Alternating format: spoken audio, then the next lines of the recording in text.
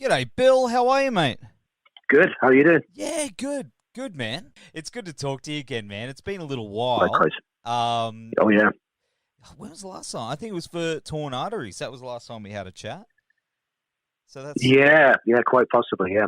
yeah. Well, a lot has happened since then. You got married, didn't you? Since then, Yeah, too? that's right. God, when was that? That was right as like lockdown was tapering off. We still had some restrictions in place here, but as things were relaxing somewhat, people were starting to, cautiously go out and do little social things and whatever. And mate, of course, Carcass are finally coming back to Australia this April with the Black Dahlia Murder and Freedom of Fear. It's finally happening, dude. It's finally. Yeah, because I'm sure you're aware, this was what we were supposed to do right when the news about the pandemic started to come through. And everything was booked for us. We were practically about to fly the following week. And there were just a couple of days there where it was really difficult. We were going back and forth on whether we should take the risk of flying out. Obviously, in the end, we didn't. I guess it was the right decision, because if we had, we wouldn't have been able to leave Australia for a very long time. I mean, there are many worse places to be stuck, but in terms of home and family and friends and stuff, we would have been away for ages, I guess. You know the band The Who? Not like the UK band, the other band from Mongolia. The Who. They got stuck down here. Yeah. They got stuck I in remember Australia. hearing about that. Yeah. Well, there's obviously good sides to that. It's a lovely place to visit. But I guess there's that uncertainty if you don't know how long you're forced to stay somewhere, That's right. And, I had plane tickets. What was it? Download Festival. You guys were going to be doing Download. And I had plane tickets, the whole thing. I was ready to go as well. And, yeah. But at least we're getting a second chance. Yeah, exactly. I mean, it nicely completes the circle for us, so I'm glad we're finally getting to return. I always say this, but it's a great place to visit just as a tourist anyway. So, being able to go there and play some gigs, it's great. Is this the last of the Torn Arteries cycle? Like, I know it's sort of been drawn out a little bit, but are you sort of slowly ticking off that box for this touring cycle? I suspect not. We've done a fair bit off the back of that record, but I think compared to what we did with Surgical, it's just scraping the surface, really, because we did about 5 years touring and festivals and so on to support that record. Personally, I'm hoping it doesn't become 5 years again with this one, because half a decade's a long time. Yes. And it's quite nice to get creative and work on new things and record. But I guess, we've got at the very least another year of solid touring ahead of us. And then beyond that, I think that's just something that we'll have to figure out between the guys in the band. Not everyone's going to agree on what's the best use of our time. Some people really like recording. Some people just want to be out on the road. Some people like a bit of both. Where do you sit in that? Are you a recording dude or a touring dude? I'd say I'm in the kind of middle camp. Like both. I feel like probably most musicians would say that. Like they need both. They're very different things. The rewards you get from recording are fantastic, because it's a very exciting moment when you're putting something down that will last. Obviously it can be nerve-wracking, because if you open up that side of your brain that worries about how good it is or how it's going to be perceived, that can be stressful perhaps. But I think if you just lose yourself in what you're doing and commit to the moment, it's just a really exciting process. You never, going into the studio, you never know quite how it's going to develop, and yeah, it's very rewarding to come away with something that you're at least partially happy with. It's never 100%. Live is a totally different thing. It's like you're going out there to represent, all the music you've made. You're playing material that's already been tested out. But it's a challenge in a different way, of course. Sometimes you're supporting an act and their audience isn't particularly interested in you. So the challenge is, can you win them over, or at least make them tolerate you to some degree, I couldn't imagine that with Carcass, though. Everyone loves Carcass. Have you? When has that happened? Give me an example of when recently that sort of happened for you. Because I can't imagine it at all. Oh no! It really does. I'd say the most recent example would be the Arch Enemy Behemoth tour across Europe. Really? Last year, I can't even remember when that was. My brain's foggy. But yeah, that was an arena tour. So straight off the bat, a group like us is going to be uncomfortable because we're not designed to play arenas. And for me personally, that was never an ambition. It's something I never really wanted to do. But that was the nature of the tour, and we're playing beneath those bands, and it's their audience. So yeah, quite a few of those gigs, the audience was, I would say, disinterested. It's probably the nicest way of putting it. Oh man, their loss. Carcass is one of the best bands on the planet. So that's one thing. I'm like, oh man, it would have been cool to hear some of those songs though through those massive, massive PAs. Like, I'm sure you. Yeah, I think. Don't get me wrong. I totally love club venues. To me, that's where most of the real music happens. But if you get up to the size of something like a nice old theatre that's like 2,000 or 3,000 capacity, that's fantastic too. And those rooms often sound really, really good. But the arena thing is they're just these huge anonymous boxes, maybe sometimes they have got a big sound, but often it's just kind of vibeless, really.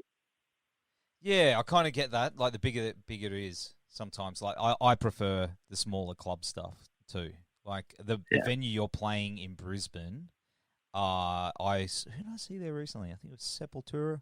But it was phenomenal. It was just the sound, the vibe of the venue, perfect sort of size. And, man, I think you guys are you're going to love it. You're going to absolutely love it. But you're great. As we mentioned before, you're bringing the Black Dahlia boys over with you, and I love those guys, and I think it's special that they're coming back to Australia as well, considering we lost Trevor a couple of years ago. Yeah. Have you been in touch with those guys about it? Are they friends of yours? Because I know that they class Carcass as one of their influences, 100%. Yeah, we did tour with them, some years back. Everyone got along well. I'd say probably out of all of us, maybe Dan knows them better than the rest of us. But yeah, we're definitely looking forward to playing with them.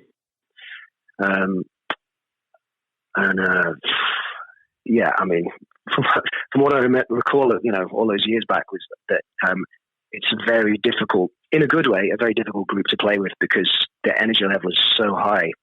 You really do run the risk of looking lame if you play after them. We were sort of, when this was initially floated, the idea of the two bands together, we were like, great. Now, can we make sure that they play after us? But yeah, it's that's the kind of stuff you want, though. You want someone to give you a kick up the arse. You might be having a bad day or a low energy day, and if then you watch the band playing, that evening, and it's like they're giving so much and pumping the room so much that you feel like, well, I'm going to have to do my bit, So that should be really good.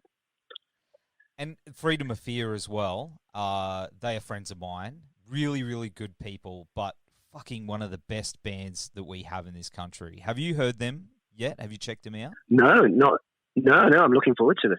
Mate, mate. They just make sure you just, if you get a chance. I know what it's like. It's busy when you're on the road and you're trying to get everything sorted out. But if you get a chance, man, just make sure you check them out, because they are just they should be doing all the international stuff. Touring overseas. They are very, very, very good and really good kids. Well, Yeah. Well, stylistically, what kind of thing is it? I don't know. Kind of maybe closer to what Flesh God Apocalypse do, but they're just great, man, and great people. So that's my little checking about my. I mean, they're friends of mine, but they're a great band. So cool. Yeah. Good stuff. So it's going to be an absolute killer package. Of course, another thing I wanted to ask you about was next year marks 40 years. Well, not including the breakup and reunion, but 40 years since the band first began, I believe, when you were back in school. That's a long time. Everyone starts off with that dream of being a full-time musician, touring the world and doing all that kind of stuff. But do you remember when it actually sunk in that you guys were going to be in it for life? Where it sort of really sunk its teeth in and it became a serious thing? Wow. I don't know if it ever really did sink in fully. Probably the closest to that would have been the period around, let me think. Well, around the recording and release of Heartwork, I guess, because somehow or other we'd ended up on a major label in the US, which was never part of the plan. In fact, we'd never had a plan of any kind, really. It was just kind of moving the thing forward in increments, from, let's try and do a demo to like, oh, okay, well, maybe we'll do some gigs. And then, well, I think we could possibly do an album now. It was just very small steps, but significant steps for us, So the major label thing was just really a big surprise, something we weren't quite prepared for. I mean, obviously it didn't work out particularly well, but it just looking back, it's bizarre. How the hell did that happen? So that phase, I think, would have been the only time where you felt like, well, this is almost looking like a career, But yeah. Well, I mean, here it is now. You're touring the world and doing these massive festivals. Do you feel that Carcass is more, I guess, financially successful now since the reunion? Oh yeah, I mean, there's simply no comparison.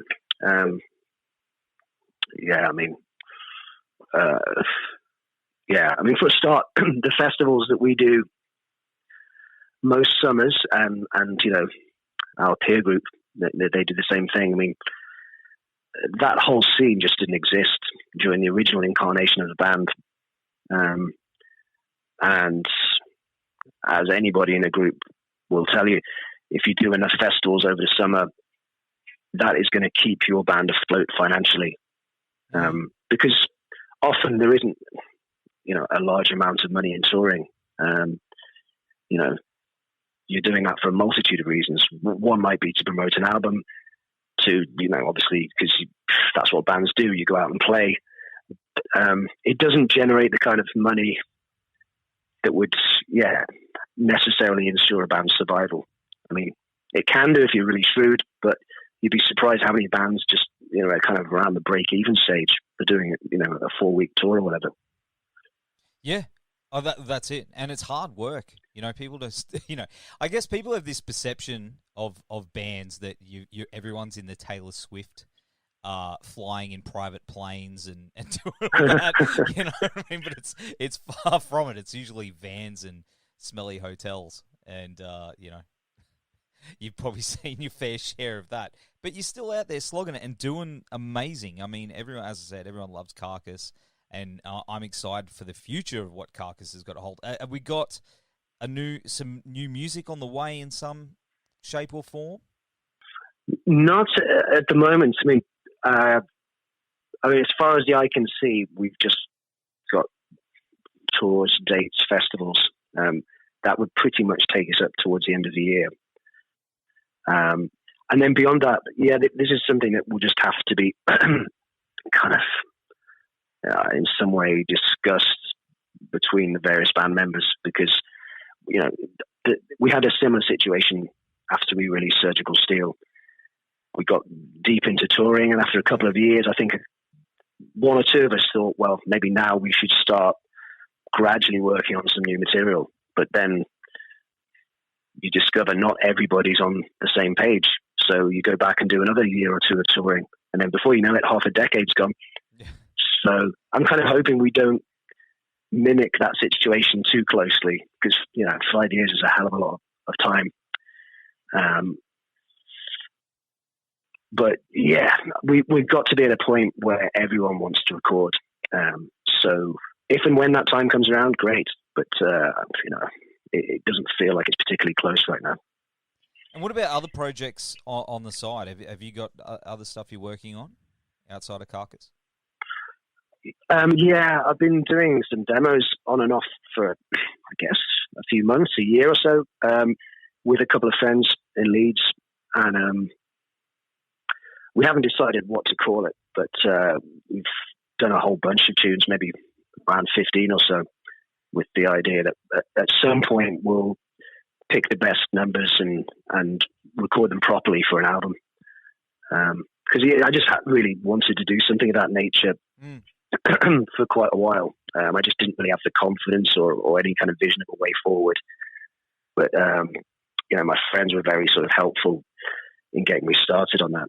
And, it's just nice to have another outlet for your music, because, Carcass doesn't record very often, as we discussed. So, I actually enjoy being in the studio, so it'd be really nice if I could make an album with someone else, really. What kind of stuff? Like, what genre? I don't know. It's very hard to assess, but I could come to. It's pretty much. I just let out whatever was going to come out. I didn't really think in terms of genre. I'm imagining that my main influences are going to come somewhere between that kind of 70s bluesy hard rock stuff, new wave of British heavy metal. That it's in that type of vibe. It's riff rock, but we've really tried to finesse the songs. Like, really worked relatively hard by my standards on the arrangements. So I feel like we couldn't ever call it Firebird, because already this has quite a different vibe to it. Yeah. Wow. I'm keen to hear it, man. I'm keen to hear what you got cooking up. That's for sure. Yeah, unreal, man. But hey, man, in the meantime, we're going to see you and the Carcass boys down here in April with the Black Dahlia Murder and Freedom of Fear. And we'll have all the links on the website and down in the show notes. Bill, it's always great to talk to you, man. Let's have a chat soon. Yeah, enjoy the rest of your day, brother. See you soon. Yeah, you too. All right, cheers.